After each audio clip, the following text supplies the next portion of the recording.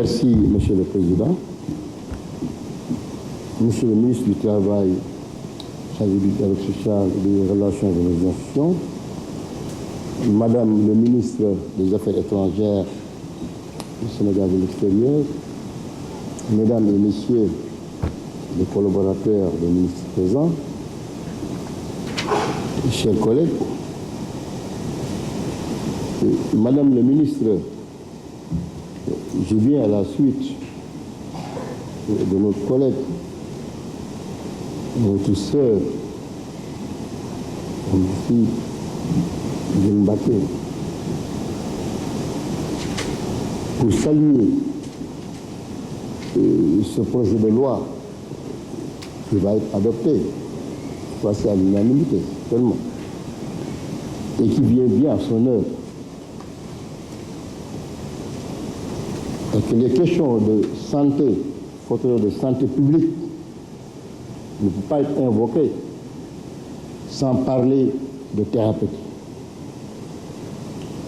La thérapeutique, bien entendu, elle convoque de façon naturelle les médicaments. Et je crois bel et bien que la création de l'Agence africaine du médicament AMA, qui a adopté en 2019, pas longtemps, vient bien à son œuvre. Qui connaît en tout cas les enjeux, parce que le président Macky Sall, au sortir même de cette période, nous espérons que nous sommes au bout du tunnel, la Covid, il n'a eu de cesse d'embaucher sa trompette et de se porter porte-étendard, sans jeu de mots.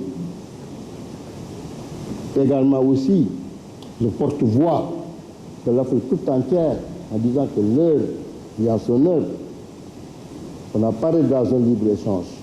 Je crois bien et bien que l'industrie pharmaceutique, à un niveau même, je dirais même pas national, mais régional même, en faisant la mutualisation de nos compétences, pouvoir en tout cas faire face à d'autres pandémies, aussi bien à titre préventif qu'à titre thérapeutique.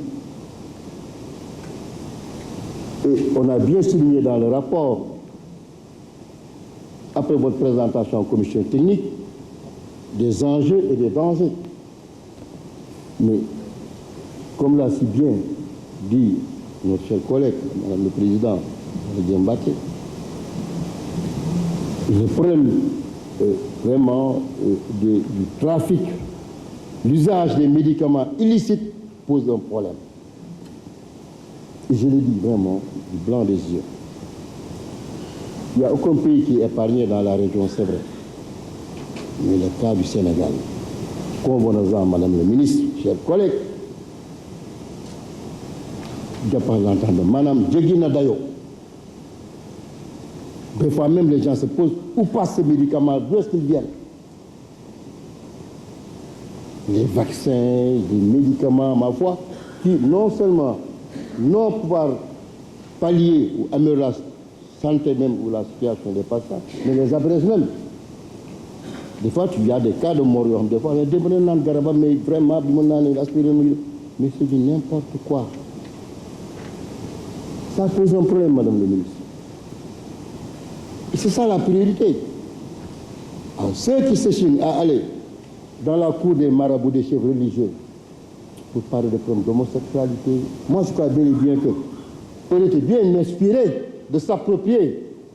Mais ces problèmes, ben, mais attends, mais les mœurs, parlons-en.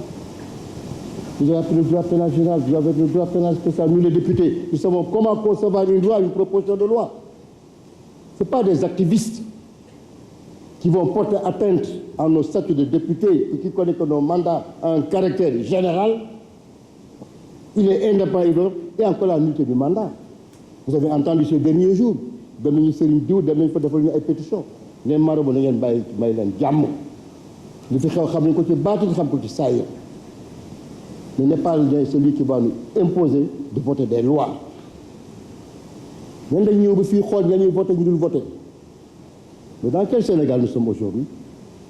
Nous avons entendu des politiciens le matin, hein, le soir ils viennent mais ñoom dañoo koy nekk ay jullit mais Sénégal comment mën a jàngale ay diine mais sëriñ si fi ne woon ba tey jii dina nuyu mais comment xam ne xaw si mais da ngay mandu mais tout a été prévu par le code pénal nom de Dieu mais que genre est-ce qu'on a besoin qu'on parle quand même de loi sur la pédophilie sur la zoophilie maanaam nit buy seeg bàyyi ma nit buy seeg nit ku dee est-ce qu'on a édifié ndax ci armée lañ fa dem di xool ñaata nit ñooy seeg mais dis donc finalement sax ils sont en train de gérer même la perversion dans le mental des Sénégalais Sénégal lu mën a Macky Sall taxaw na Trump wax na ko fii Obama fu nekk na ñun yi fu ñaari tur di fi am mais di parle même de genre y a même le mot genre il faut qu'on regarde ndax góor jigéen ndax jigéen boo xam dafa soppali ko góor ñun amuñu jot yooyu on est là pour prendre en compte nos préoccupations ku ñu xëbal juddoogul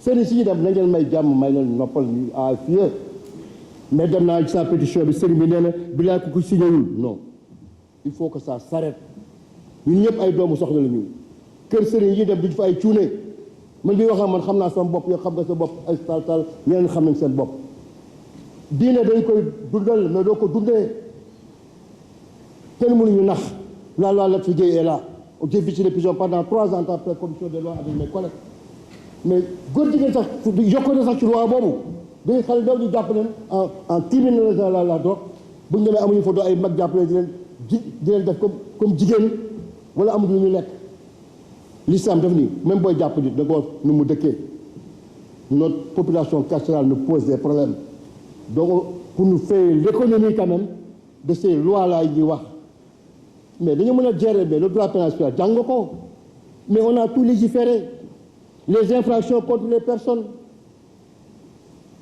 les infractions contre la famille contre les mœurs mais la ñuy bëggati wala bind suñu code pénal ni góor mi gis muy seeg béy wala buy seeg gëléem wala buy seeg ginaar mais non mais attendez mais ñoo dañuy et puis ils ont dit qu'il y a des avocats qui ont dit que non la loi là est mal faite il faut que vraiment expressément l'homosexualité le lesbianisme la nécrophilie la zoophilie mais arrêtons quand même député yi askan bi moo leen fal seeni si ngeen di ñaanal amuñu leen benn xaar ma yàlla client yi nga xam dañuy et puis ñoom seen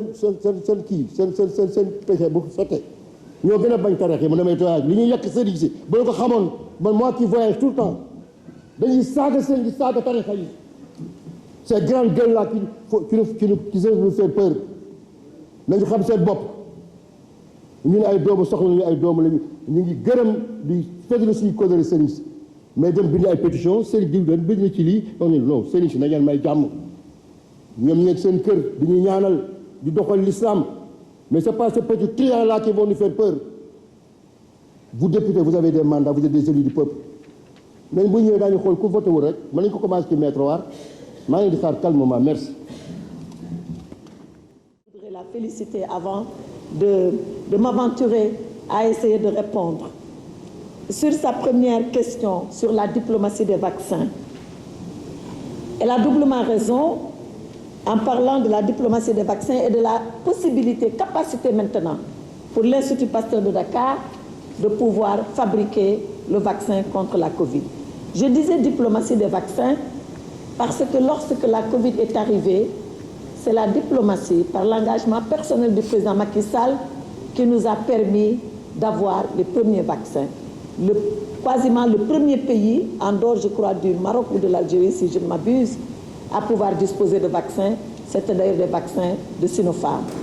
Plus tard, nous en avons acquis d'autres par le mécanisme de COVAX, également par la COVAX, qui est le mécanisme africain, et plus tard encore par d'autres pays, les derniers en date étant la Chine pour 1 milliard de vaccins à l'occasion du FOCAC tenu à Dakar, et tout récemment la Turquie à l'occasion du sommet Afrique-Turquie de Istanbul, il n'y a guère longtemps. Pour dire que la diplomatie fait son œuvre pour que nous puissions avoir les vaccins.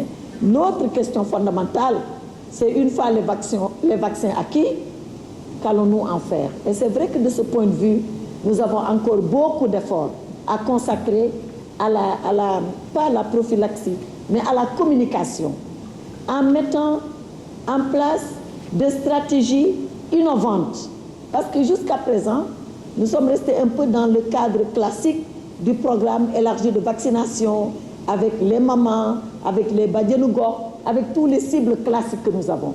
Mais maintenant, peut-être qu'il faut changer de stratégie. Mais, Madame l'honorable députée, une chose est comme une règle universelle. La résistance au vaccin, elle n'est pas que sénégalaise, elle est presque mondiale. Et regardez, en Afrique, nous au Sénégal, nous sommes à un taux vers les 11% de population vaccinée. La moyenne en Afrique est de 6%. On a presque nous doublé le taux de vaccination en Afrique. Il y a des pays où les vaccins arrivent à péremption sans qu'on les utilise. Et on en a eu l'exemple avec AstraZeneca. Mais cela ne veut pas dire que nous n'avons pas de choses à faire. Cela veut dire que nous avons encore beaucoup plus de choses à faire, d'autant plus qu'ailleurs, le mal exemple nous est compté. Donc, nous devons accentuer, nous devons continuer, nous devons utiliser d'autres leviers.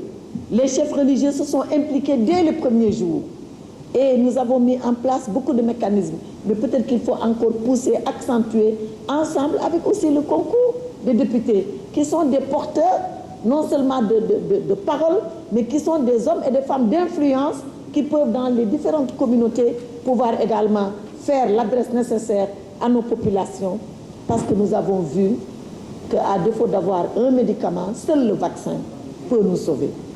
Seul le vaccin peut nous sauver. Donc, nous sommes d'accord sur la situation que vous décrivez et nous voulons juste dire que nous allons prendre les dispositions nécessaires pour encore accentuer et accélérer le processus de vaccination. L'exploration pétrolière par rapport à la diplomatie de bon voisinage et le cas qui s'est passé en Guinée-Bissau. Tout à fait d'accord avec vous, Madame l'honorable députée. Mais quand même rappeler qu'entre nous et la Guinée-Bissau, du temps d'ailleurs du régime socialiste et du président Nino Vieira, si vous vous rappelez, il y a eu un grave contentieux sur la frontière. Nous sommes partis à la Cour internationale de justice et c'est la CIJ, la Cour internationale de justice, qui a délimité notre frontière entre la Guinée-Bissau et notre pays. Parce que ce sont les deux puissances coloniales, la France et le Portugal, qui avaient fait un accord un peu trouble qui n'avait pas permis à l'indépendance à ces deux pays de dire clairement voilà où passe la frontière. Nous avons eu une revendication, la Guinée-Bissau en a eu une autre, nous sommes partis devant la Cour internationale de justice et la Cour a tranché en faveur du Sénégal. Nonobstant cela, nous nous sommes dit toujours dans le cadre de la politique de bon voisinage que nous devons pouvoir nous entendre. Parce que le Sénégal a pour politique internationale sur l'exploration, l'exploitation et la gestion des ressources naturelles de toujours s'entendre avec le pays. Parce que les crises et les inimitiés ne règlent jamais rien. Pendant qu'on fait la crise, pendant qu'on gère les inimitiés, la ressource est là, elle n'est pas exploitée. Et c'est les populations qui sont perdantes. Donc, nos présidents respectifs, mais encore beaucoup plus le président Macky Sall, et je vais y revenir tout à l'heure avec preuve à l'appui, ont toujours dit, négocions avec le pays, voyons-nous Sénégal, ce que nous pouvons concéder, nous leur concédons, et à partir de ce moment, nous arriverons à nous mettre d'accord. L'essentiel est que chacun y trouve son compte et que nos populations soient servies. Donc, déjà, en 1998, c'est ce que nous avions fait avec la Guinée-Bissau, où le partage entre nous et